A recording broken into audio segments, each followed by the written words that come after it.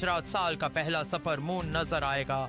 ये चांद हम चांद से तकरीबन 6% बड़ा और 13% ज्यादा रोशन होगा। दुनिया भर में लोग उसे देख सकेंगे। पाकिस्तान में भी ये वाज़ेह तौर पर दिखाई देगा। मजीद 2 सफर मून 5 नवंबर और 5 दिसंबर को नजर आएंगे। ख्वाजा आसिफ ने कहा है कि इसद कैसर को अदम एतमाद की बात करने से पहले अपनी पार्टी के मामला दरस्त करने चाहिए। उनका कहना है कि नन लीग और पीपल्स पार्टी अपने इख्तिलाफात खुद हल कर लेंगी, क्योंकि हम तसादुम नहीं चाहते। उन्होंने बताया कि नवाज शरीफ की तबीयत अब बेहतर है और शहबाज शरीफ की वापसी पर मामला तय पा जाएंगे।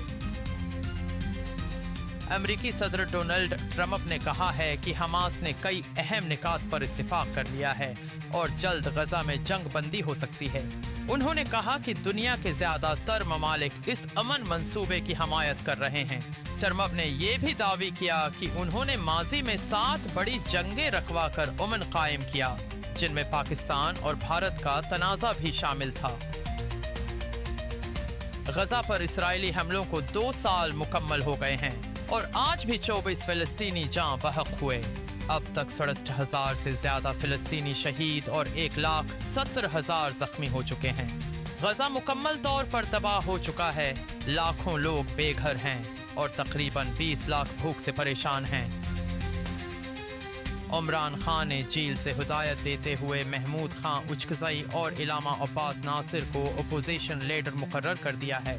पार्टी रहनुमा उस फैसले पर हैरान हैं क्योंकि इन्हें लगता था कि अदालत जल्द उमर अयूब और शबली फराज को बहाल कर देगी। इस फैसले ने पार्टी के अंदर इख्तिलाफात और सवालात को जन्म दिया है।